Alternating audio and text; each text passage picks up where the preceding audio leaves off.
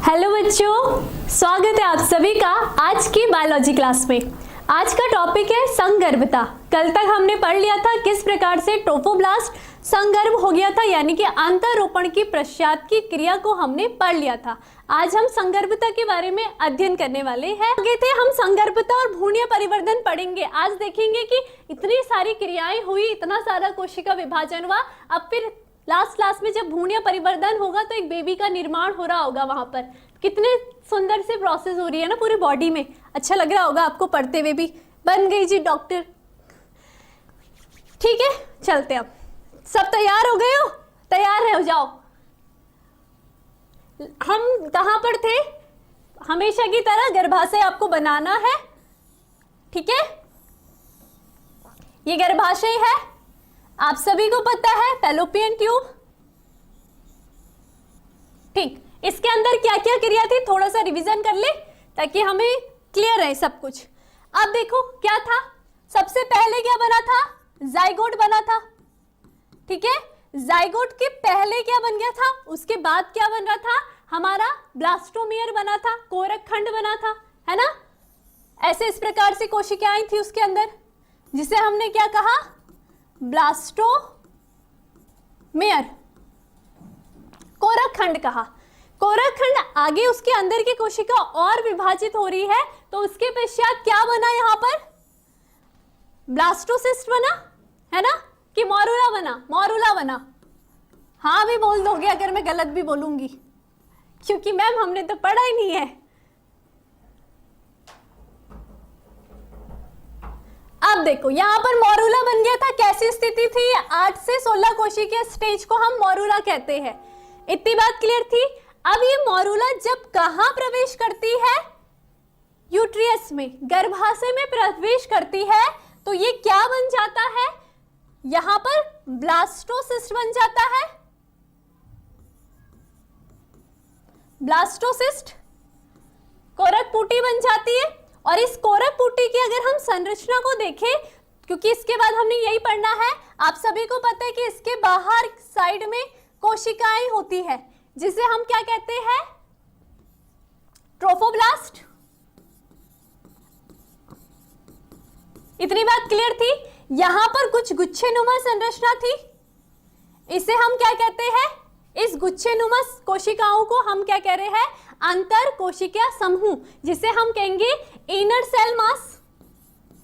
Inner cell mass, ठीक है, इसको ध्यान रखना है क्योंकि आज की क्लास इसके आगे चलने वाली है। जिसको ये वाली संरचना पता है वो अच्छे से समझ जाएगा। बताओ क्लियर?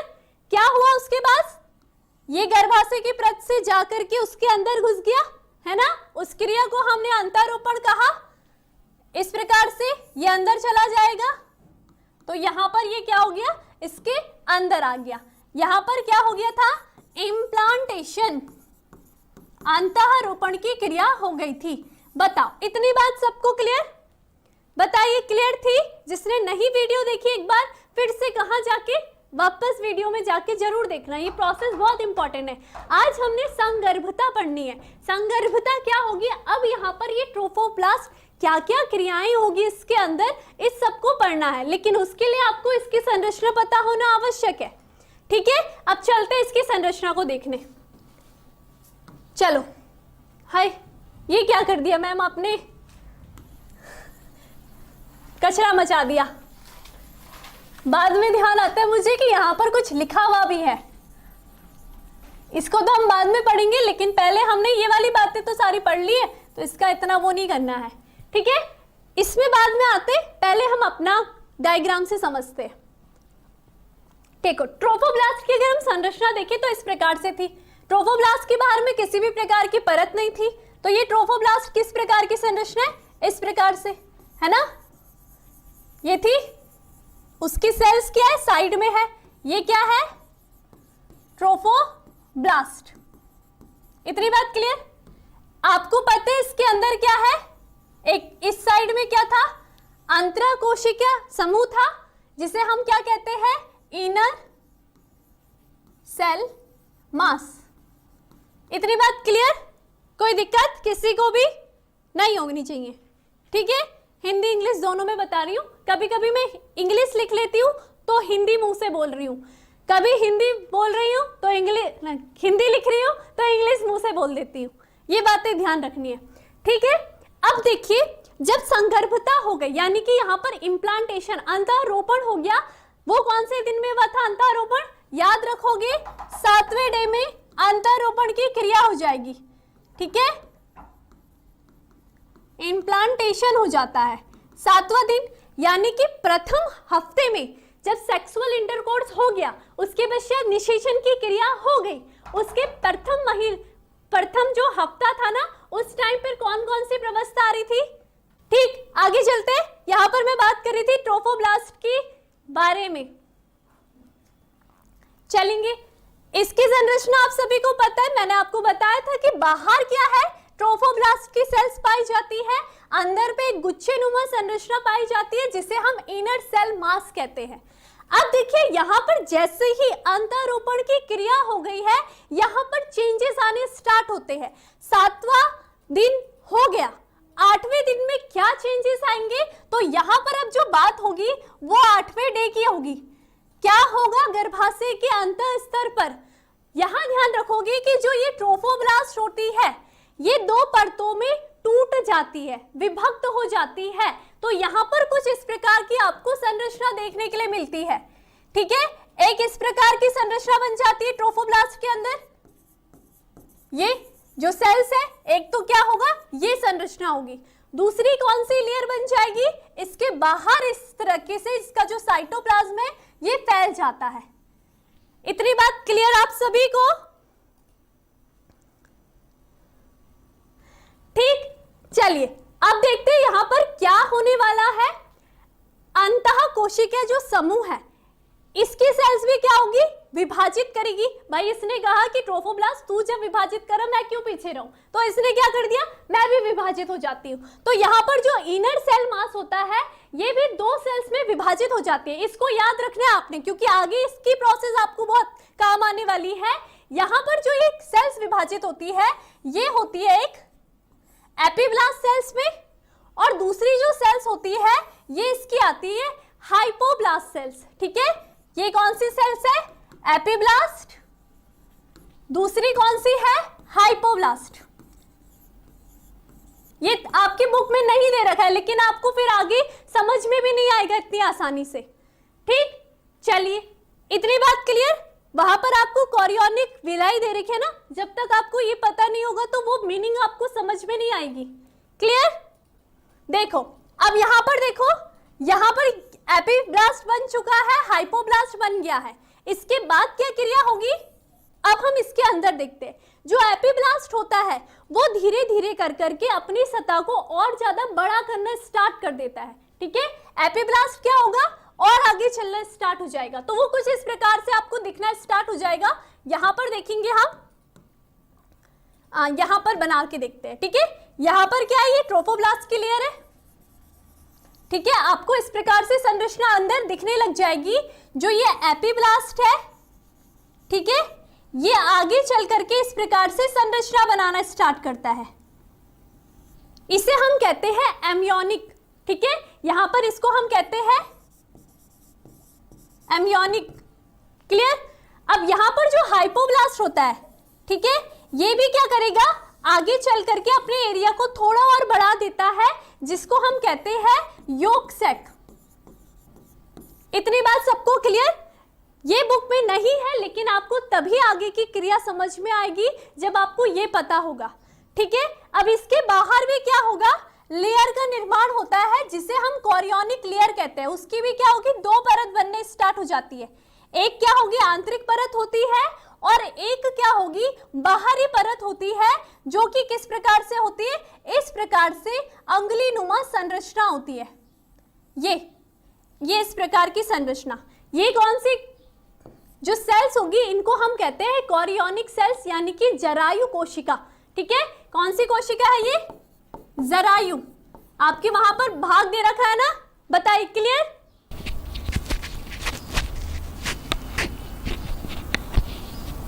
अब देखिए, अब आपके वहां पर जो वर्ड दे रखा है ना बुक में, कॉरियोनिक विलाई जो दे रखी है वो क्या है, वो यही विलाई है। ये आगे चल करके अपरा का निर्माण करने वाली है, प्लेसेंटा का निर्माण करेगी।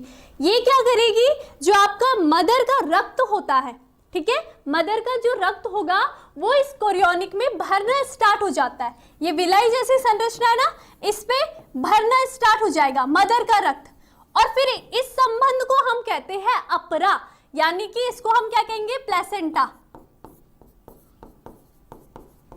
याद रखोगे तो यहां पर जो संरचना दी है, यानी कि आप समझ सकते हो कि इस प्रकार से यहां पर क्या बन गया, एक ऊतकीय संबंध बन गया है बच्चे के बीच में और मादा के बीच में। तो ये जो संबंध कहलाता है ये कहलाता है अपरा।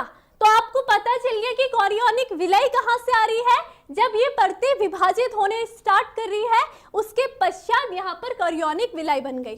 क्लियर? अब इसकी लाइन पढ़ लेते हैं, क्या होगी यही बात बताइए, सीधा एनसीईआरटी आगे चलती है। भ्रूण के अंतरोपण के पश्चात पोष कोरक था, है ना, जो हमारा क्या था, यहाँ पर ट्रोफोब्लास्ट की हम बात कर रहे थे, उसमें अंगुली जैसी संरचना उत्पन्न हो गई थी, जिसमें हमने क्या कहा, जरायु अंकुरण यानी कि कॉरियोनिक विलाई कहा। वो जो अंगुलीनुमा संरचना में बता रही थी ना, उसके बारे में ही ये बात करी गई है। अब ये जरायु अंकुरण गर्भाशय ऊतक और मातृ रक्त, ये बात बताई मैंने, से आच्छादित हो जा है। इतनी बात क्लियर? ठीक है, जरायु अंकुरण और गर्भाशय ऊतक एक दूसरे के साथ अंतरांगुली युक्त यानी ये वाला, इस तरीके से वो जुड़ जाते हैं। ठीक है, संयुक्त रूप से परिवर्धनशील भ्रूण और मातृ शरीर के साथ एक संरचनात्मक और क्रियात्मक इकाई को गठित करते हैं, जिसे हम अपरा कहते हैं। ठीक, ये हमने समझ लिया, सबको समझ में आ गया? एक बार जल्दी से क्लियर बोल करके आगे बढ़ेंगे, फिर हम बताओ। क्लियर? ठीक है, ये बात ध्यान रखनी है आप सभी को। बच्चे लेके आओ। अब देखो, इसको समझोगे तो ये भी क्या है, अच्छे से आपको समझ में आ जाएगा। यही क्या है, आपको अपरा के बारे में बताया गया है। ठीक है, यहाँ पर क्या है, ये उंगलीनुमा जो संरचना है ये है अपरा की, जो उंगलीनुमा रसांकुर हम जिसे कह रहे हैं वो संरचना है।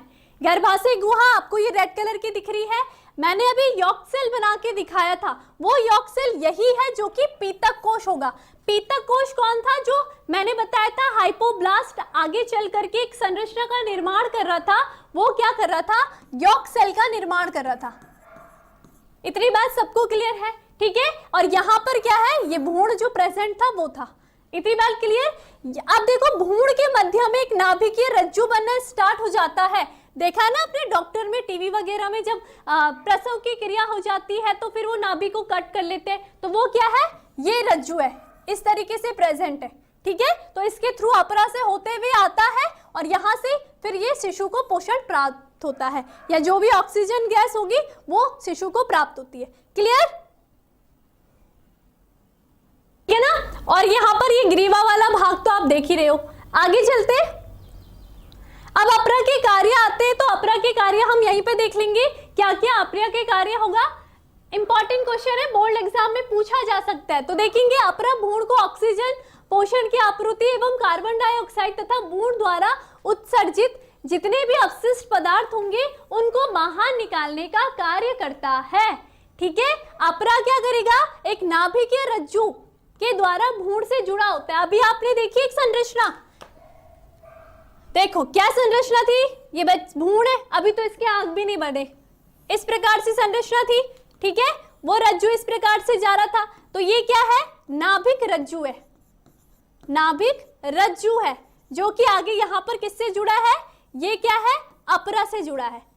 ठीक है, तो यहाँ पर मादा के रक्त में जितने भी O2, CO2 गैसेज आएंगी, O2 आएगी, अच्छी चीजें बोली ना, तो ऑक्सीजन आएगी, कोई भी पोषक पदार्थ होंगे, वो सब क्या होंगे, मादा के शरीर से इस अपरा के थ्रू होते हुए नाभिक रज्जु से शिशु को मिल जाते हैं। और शिशु के जितने भी, जैसे कि कार्बन डाइऑक्साइड गैस, उसका जो वेस्ट मटेरियल होगा, क्योंकि उसके अंगों का विकास हुआ ही नहीं है, तो उसको क्या करना पड़ेगा, वो बाहर फेंकने के लिए क्या करना पड़ेगा, यही से नाभिक रज्जु से होते हुए वो सारी चीजें बाहर जाएगी। क्लियर? ठीक, ये वाली बात समझ में आ गई आपको? अब देखो इसी टाइम पे क्या होते हैं, कुछ हार्मोन्स रिलीज होने स्टार्ट होते हैं, ठीक है। अब आपको ये भी याद रखना है, हार्मोन्स 2 टाइप्स के डिवाइड कर दिया करो, जब याद करते हो तो 2 प्रकार के हार्मोन्स याद कर लो। एक जो होंगे जो तभी रिलीज होंगे जब संगर्भता होती है, यानी निषेचन की प्रोसेस हो जाएगी और इम्प्लांटेशन हो गया है, उस टाइम पर कुछ हार्मोन्स रिलीज होते हैं और आपके कभी कभी नीट एग्जाम में पूछे जा सकते हैं, ठीक है। इस प्रकार से याद करना है। और कुछ हार्मोन्स ऐसे होते हैं जो बॉडी में पहले से ही होते हैं, लेकिन जैसी संगर्भता हो जाती है उस टाइम पर उनका लेवल अप हो जाता है। इतनी बात क्लियर? यानी कि जो क्या होगा, संगर्भता के दौरान उसी समय रिलीज होंगे, वो पहले से नहीं मौजूद होते हैं। जैसे महिला की बात करते हैं, अगर उसमें प्रसव की क्रिया हो रही है, उससे पहले संगर्भता हो रही है, उस टाइम पर ही वो रिलीज होंगे। क्लियर? तो इस कैटेगरी में आप हार्मोन्स को याद कर सकते हो। कौन कौन से हार्मोन्स होते हैं उसकी बात हम कर लेते हैं। देखेंगे यहाँ पर मैंने आपको बताया हार्मोन्स रिलीज होते हैं कुछ, ठीक। अब क्या करना है, कौन कौन से हार्मोन्स होते हैं। सबसे पहले जो स्पेशल हार्मोन्स का नाम हम इनको दे देते हैं, कौन कौन से होंगे, स्पेशल हार्मोन्स, ठीक है। ये तभी रिलीज होते हैं जब संगर्भता होती है, ठीक, याद रखोगे। अगर संगर्भता होगी तभी ये रिलीज होते हैं। कौन कौन से होते हैं, एक हार्मोन्स होता है HCG, कल आपने डेफिनेशन मैंने आपको बोला था कि ढूंढना है, आपने बहुत सारे बच्चों ने ढूंढा था, गुड उनके लिए, ठीक है। एक होता है HPL, ठीक है, और एक होता है रिलीजिंग हार्मोन्स, रिलीजिंग हार्मोन्स। ये ऐसे हार्मोन्स होंगे जो किसी भी महिला में तभी स्रावित होंगे जब संगर्भता होगी। तो इसको याद रखना है, नीट में आपके लिए कभी भी कोई भी क्वेश्चन बन सकता है। डेफिनेशन क्या होगी इसकी, ह्यूमन क्रियोनिक और यहां पर गोनेडोट्रॉप, ठीक है। सेकंड क्या है, ह्यूमन प्लेसेंटा लैक्टोज, ठीक। अगर हम इसकी बात करेंगे, कौन सा है हमारा, पहला जो है मानव जरायु गोनेडोट्रॉप, यानी कि ह्यूमन कॉरियोनिक गोनेडोट्रॉप जो हार्मोन्स होता है, इसकी मैंने आपको बताई है कि ये किसका मेंटेन करेगा, कॉर्पस लूटियम को मेंटेन करता है। और कॉर्पस लूटियम क्या काम करता है, प्रोजेस्टेरॉन हार्मोन्स का स्रावण करता है। प्रोजेस्टेरॉन हार्मोन्स का काम क्या है, गर्भाशय की परत को बनाए रखना, क्योंकि अब उसमें क्या हो गया, इम्प्लांटेशन हो गया है और अब हमें जरूरत है कि यहाँ पर गर्भाशय की परत जितनी मजबूत हो सके, बच्चा उसमें अच्छे से रहता है। और अगर ये हार्मोन्स की कमी हो जाती है तो कभी कभी क्या हो जाता है, मिसकैरेज हो जाता है ना। तो यहाँ पर इसलिए यहाँ पर क्या होगा, ये HCG अब कॉर्पस लूटियम का काम करना स्टार्ट करता है और कॉर्पस लूटियम प्रोजेस्टेरॉन हार्मोन्स तो स्रावित करता ही है, ठीक है। और साथ ही साथ में ये आपको याद होगा कि LH के लेवल को भी बनाए रखता है। तो यहाँ पर देखो कॉर्पस लूटियम 3 महीने के बाद खत्म हो जाता है, उसके बाद जो काम करना करता है वो HCG करना स्टार्ट करता है। मैंने आपको कल की क्लास में भी बताया था, है ना। लाइक करो जल्दी जल्दी, ठीक। अभी आ रही हूं HPL में। HPL क्या होता है, तो ये आपका जो हार्मोन्स होता है मानव अपरा लैक्टोजन, यानी कि ह्यूमन प्लेसेंटा लैक्टोजन, ठीक है। HPL की फुल फॉर्म। इसकी क्या बात होती है, इसकी विशेषता ये होती है जब प्रेगनेंसी रहती है उस टाइम पे मादा के जो स्तनों का आकार होता है वो इंक्रीज होता है, बढ़ता है। जैसे हमने पढ़ा था, एक कब बढ़ेगा, जब मादा की किशोर अवस्था आती है, लेकिन जब वो प्रेग्नेंट होती है उस टाइम पर भी उसके क्या होंगे, यहाँ पर लैक्टोज भरना स्टार्ट हो जाता है उसके स्तन ग्रंथियों में, जिस कारण उसका जो स्तन का आकार होता है वो बढ़ना स्टार्ट हो जाता है, ठीक है। किस हार्मोन्स के कारण, HPL के लिए। तो ये सब आपको देख के लग रहा है कि ये कभी होंगे, इसलिए इनको स्पेशल हार्मोन्स कहा गया है। तीसरा आता है रिलीजिंग हार्मोन्स। ये रिलीजिंग हार्मोन्स अभी आपको नहीं पढ़ना है, इसके बाद हम प्रसव की क्रिया पढ़ेंगे, तब हमने जो डिलीवरी पढ़ेंगे, यहाँ पर रिलीजिंग हार्मोन्स का काम तब होता है। यहाँ पर आपको याद रखना है ये कहाँ से स्रावित होता है, ओवरी से स्रावित होता है। 1 नंबर का क्वेश्चन है, बहुत ज्यादा इंपॉर्टेंट है, वीडियो को लाइक जरूर करिए। 79 पहुंचे हैं अभी तक। सरप्राइज देना है तो उसके लिए मेहनत आपको करनी पड़ेगी ना। इतनी बात समझ में आ गई क्यों हमने इसको स्पेशल हार्मोन्स कहा है, ठीक है। तीनों याद रखना है, नीट के लिए बहुत इंपॉर्टेंट है आपके लिए, जो बच्चे तैयारी करते हैं कॉम्पिटिटिव एग्जाम की भी। बट तभी क्यों होता है भाई बच्चे के लिए ये अब देखो माता क्या कर रही है, जैसे उसने प्रेगनेंसी ग्रहण कर दी तो अब उसके पास एक की जिम्मेदारी नहीं है, खुद अपने शरीर की जिम्मेदारी नहीं है, उसके पास अब एक और नई जान की क्या है, जिम्मेदारी है। तो उस टाइम पर क्या होगा, देखो HPL क्या करेगा, HPL यही तो करेगा कि जब बच्चा हो जाएगा यानी कि प्रसव की क्रिया हो जाएगी, उसके पश्चात उसको पोषण कहाँ से होगा, पहला दूध पीता है ना वो माता का 6 माह तक, तो उस टाइम पर HPL, इसलिए HPL का लेवल बढ़ना बहुत जरूरी है, क्योंकि माता के स्तनों में उस टाइम पर दूध बनना स्टार्ट हो जाता है, उनकी मात्रा आ जाती है, जिस कारण स्तनों का आकार बढ़ गया। समझ गए जो अभी क्वेश्चन पूछ रहा था। उसके बाद अगर हम HCG की बात करते तो इस टाइम में अब बच्चा ठहर रखा है, गर्भाशय की परत अगर हल्की होगी तो वो तो फिर गिर जाएगा ना, मतलब गिर जाएगा यानी कि फिर डिलीवरी नहीं हो पाएगी, यानी कि वो खत्म हो जाता है ना। तो यहाँ पर हम क्या कहेंगे, वो इसका काम कर रहा है, रिलीजिंग हार्मोन्स आगे चल करके प्रसव की क्रिया का काम करता है। क्लियर?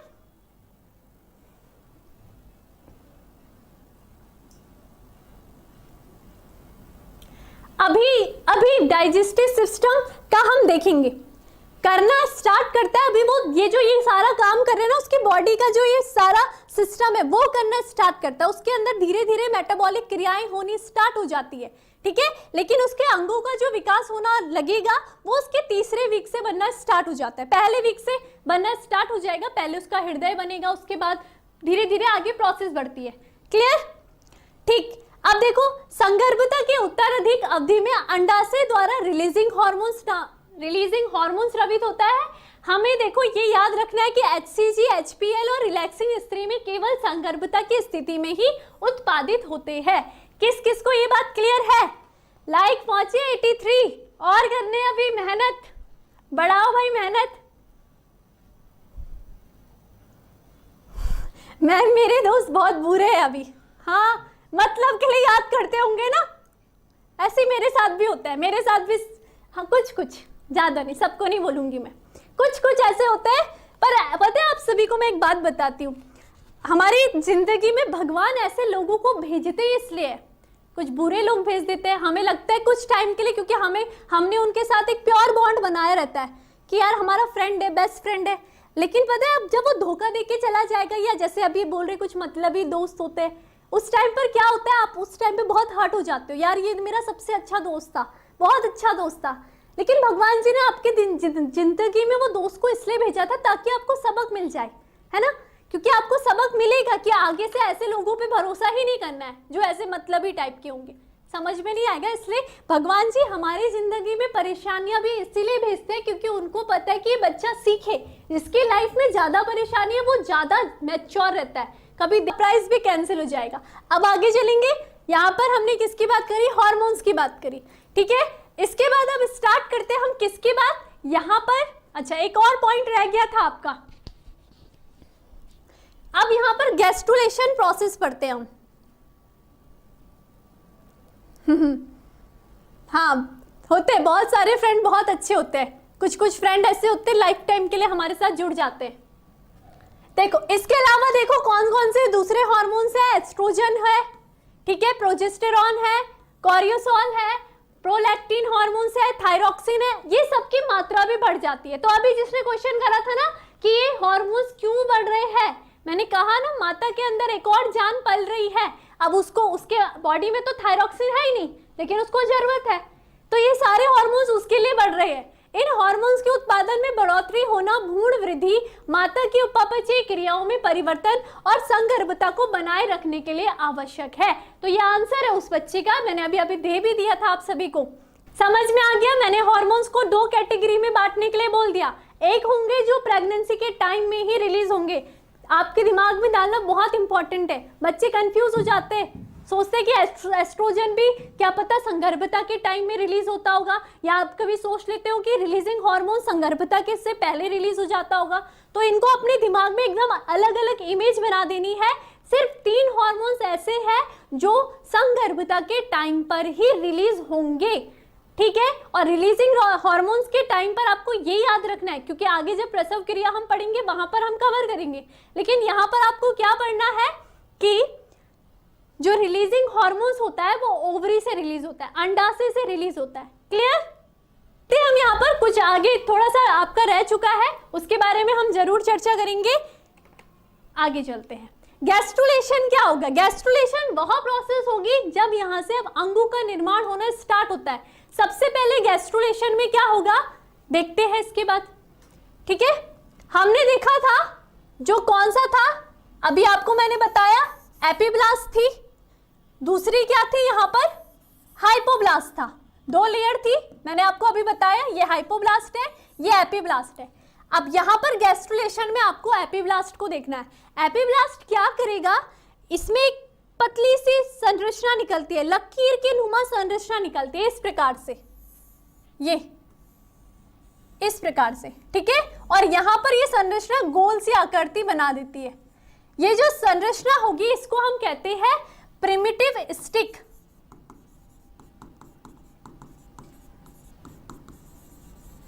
ठीक है, और ये जो नोड होता है गोल सी संरचना, इसको कहते हैं हम प्रिमिटिव नोड। अब मैम हिंदी नाम बताओ। यहां पर इसको कहेंगे हम आदिम लाइन, जिसको बोल सकते हैं।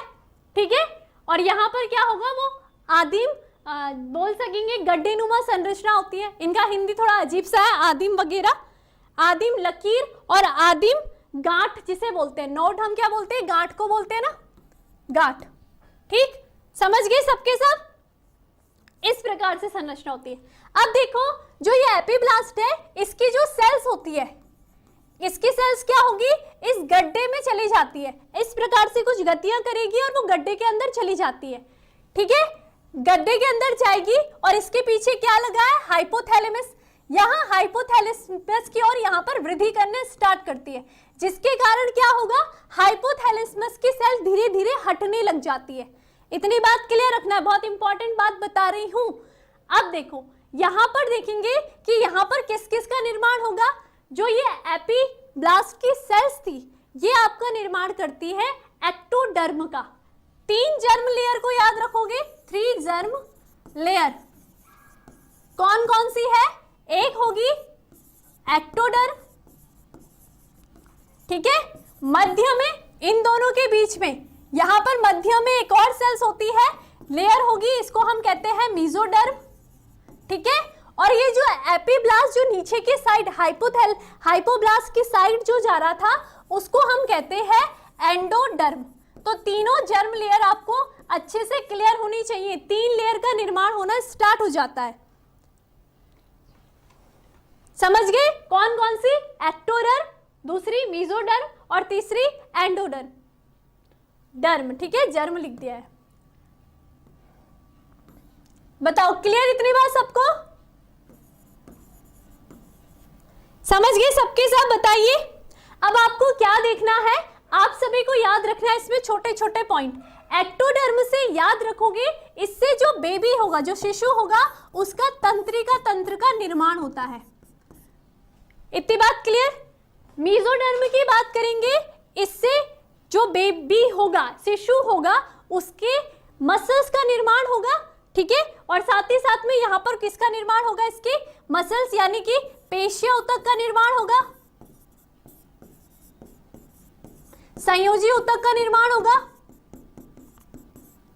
आप सभी को पता है कि बॉडी में 4 ऊतक पाए जाते हैं, कौन कौन से, एक तंत्रिका ऊतक पाया जाता है, पेशिया ऊतक पाया जाता है, संयोजी ऊतक पाया जाता है और एक एपिथेलियल ऊतक पाया जाता है। क्लियर है इतनी बात? तो याद रखोगे ये तीनों सेल्स किसके निर्माण का कार्य करेगी, इन 4 ऊतकों के निर्माण का।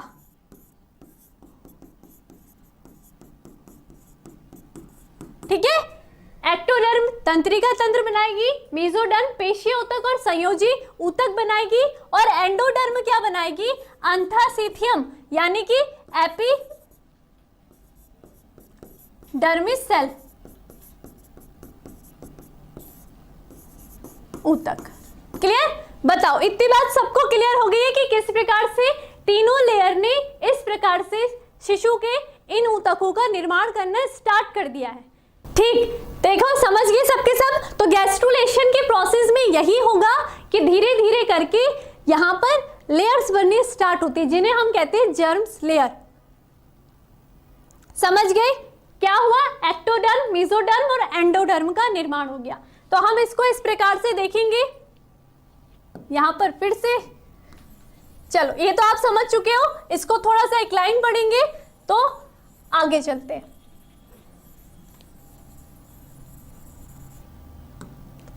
देखेंगे अब अंतरोपण के तुरंत बाद अंतरकोशिकीय समूह। अभी मैंने बताया कि जो एपिब्लास्ट था वो किसका पार्ट था? हमारे अंतरकोशिकीय समूह का पार्ट था, है ना? तो वो क्या होगा? सबसे पहले बाह्य त्वचा एक्टोडर्म का निर्माण कर रहा है, एक बाहरी स्तर का निर्माण करेगा, उसके बाद अंतः त्वचा का निर्माण कर रहा है और उसके बाद भीतरी स्तर में विभेदित हो जाता है, जिसे हम मेसोडर्म कहते हैं।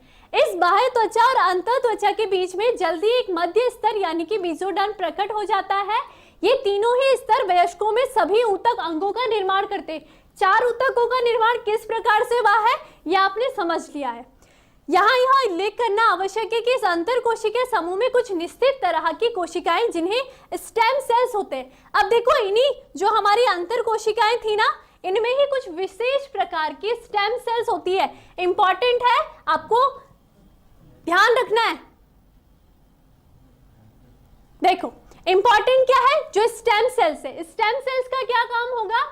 अब देखिए ऊतक का निर्माण तो हो गया, लेकिन अब स्टेम सेल्स भी विभिन्न प्रकार की सेल्स बनाने का काम करेगी। जैसे कि बोन मैरो में आपके आरबीसी, डब्ल्यूबीसी सेल्स प्रेजेंट होती है, तो उनका काम क्या होगा? जो बाकी की जितनी सेल्स होगी, जितने अंग होंगे, वो कौन बनाएगा? अब यहाँ पर स्टेम कोशिकाएं बनाएगी।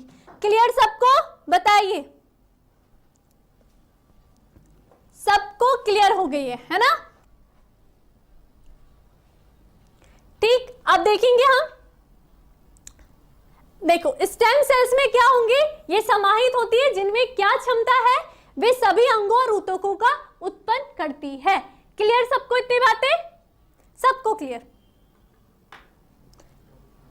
चलिए आज के लिए हम इतना ही पढ़ेंगे। तो चलिए फिर आज के लिए इतना ही, मिलते हैं नेक्स्ट क्लास में नेक्स्ट टॉपिक के साथ। तब तक अपना ध्यान रखिए, बाय बाय।